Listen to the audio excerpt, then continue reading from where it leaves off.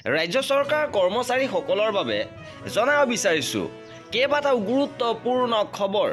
আকৌ কৰ্মচাৰীসকলৰ বাবে 5টাকৈ ডাঙৰ খবৰ লৈ আহিছোঁ, য'ত NPS, OPS, নিয়মীয়া ঠিকাভিত্তিক কৰ্মচাৰী, শিক্ষক, অংগনবাড়ী আশা সকলোৰে বাবে গুৰুত্বপূৰ্ণ আপডেট আহিছে। সবিশেষ আপোনালোকক জনাব বিচাৰিছোঁ। ভিডিঅ'টো প্ৰথমৰ পৰা শেষলৈকে চাই থাকিব। জনাব বিচাৰিছোঁ আজি প্ৰথমটো গুৰুত্বপূৰ্ণ খবৰ।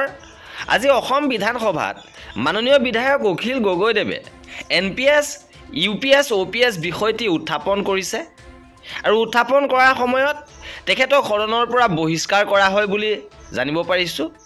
বিধায়কগৰাকী সাহসী পদক্ষেপৰ বাবে কৰ্মচাৰী সমাজৰ হৈ কৃতজ্ঞতা প্ৰকাশ কৰাৰ লগতে অসমৰ কৰ্মচাৰী সমাজৰ শংকা নিৰ্মূলৰ বাবে OPS পুনৰ প্ৰৱৰ্তনৰ বাবে ৰাজ্য চৰকাৰৰ সন্মানীয় বিধানসভাক আহ্বান জনাইছোঁ। আৰু এয়া আহ্বান জনাইছে সদৌ অসম NPS কৰ্মচাৰী সন্থাৰ সভাপতি অচ্যুত হাজৰিকাই। এইবাৰ জনাব বিচাৰিছোঁ কৰ্মচাৰীসকলৰ বাবে আজিৰ দ্বিতীয়টো গুৰুত্বপূৰ্ণ খবৰ।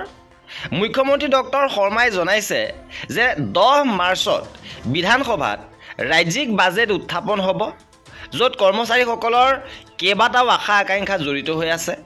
10 মাৰ্চত ৰাজ্যিক বাজেট উত্থাপনৰ বিষয়ে ইতিমধ্যে চৰ্চা আৰম্ভ হৈছে আৰু এই বাজেটত দৰিদ্ৰ মধ্যবিত্ত সকাহ দিয়াৰ বাবে বহু আঁচনি থাকিব বুলি ব্যক্ত কৰে।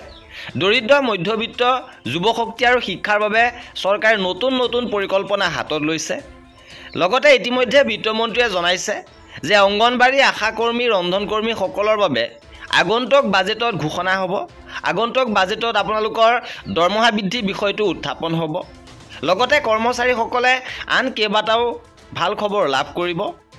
এইবাৰ জনাব বিচাৰিছোঁ শিক্ষা বিভাগৰ এটা গুৰুত্বপূৰ্ণ খবৰ। চলিত বাজেট অধিৱেশনতে সংশোধন হ'ব প্ৰাদেশিকৰণৰ আইন। ডাক্তৰ ৰণোজ পেগুৱে ঘোষণা কৰিছে ভেঞ্চাৰ শিক্ষানুষ্ঠান প্ৰাদেশিকৰণক কেন্দ্ৰ কৰি সততে ৰাজ্যজুৰি বিভিন্ন বিতৰ্ক চলি আছে আৰু ইয়াকে লৈ মন্ত্ৰীয়ে জনাইছে যে বাজেট অধিৱেশনতে সংশোধন হ'ব প্ৰাদেশিকৰণৰ আইন। লগতে উল্লেখ কৰিছে যে এনে সংশোধনীৰ জৰিয়তে প্ৰাদেশিকৰণ সম্পৰ্কীয় কেইবাটাও গুৰুত্বপূৰ্ণ চৰ্ত সলনি হ'ব। অৱশ্যে চৰ্ত সলনি হ'লেও প্ৰাদেশিকৰণৰ ভিত্তিবৰ্ষ সালসলনি নহয়। ইপিনে শিক্ষক কৰ্মচাৰীসকলৰ বাবে আন কেইবাটাও গুৰুত্বপূৰ্ণ সিদ্ধান্ত লোৱা হৈছে। একত্ৰিত সেৱাবিধিৰ জৰিয়তে কৰা হ'ব শিক্ষকৰ পদোন্নতিৰ ব্যৱস্থা, বিদ্যালয়ৰ আন্তঃগাঁথনি উন্নয়ন, শিক্ষকসকলৰ বিশেষ ছুটিৰ ব্যৱস্থা, বিদ্যালয়ৰ প্ৰধান শিক্ষক নিযুক্তি, নিয়মীয়াকৰণ কৰা শিক্ষকৰ সা সুবিধা, টিউটৰৰ সমস্যা সমাধানৰ ব্যৱস্থা আদিকে ধৰি কেইবাটাও বিষয় নিষ্পত্তিৰ পথত। ইপিনে NHMৰ কৰ্মচাৰীসকলৰ এইবাৰ তীব্ৰ প্ৰতিবাদ কাৰ্যসূচী, য'ত কৰ্মচাৰীসকলে সম কামৰ বাবে সম দৰমহাৰ দাবী কৰিছে। তেওঁলোকৰ চাকৰি নিয়মীয়াকৰণৰ বাবে দাবী কৰিছে।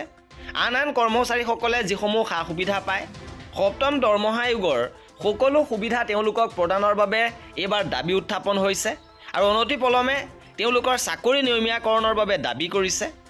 বিনা চৰ্তে নিয়মীয়াকৰণ কৰক আৰু যেতিয়ালৈকে নিয়মীয়াকৰণৰ আঁচনিখন নহ'ব তেতিয়ালৈকে আমাক ৰেগুলাৰ কৰ্মচাৰী যিটো হাৰত দৰমহা পায় সেই হাৰত দৰমহা আৰু সা সুবিধাখিনি প্ৰদান কৰক।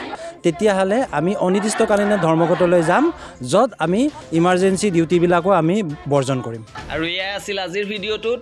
কৰ্মচাৰী আৰু পেঞ্চনাৰৰ প্ৰতিটো আপডেট পাই থাকিবৰ বাবে আমাৰ চেনেলটো ছাবস্ক্ৰাইব কৰি ৰাখিব। ভিডিঅ'টো শেষৰলৈকে চোৱাৰ বাবে বহুত ধন্যবাদ।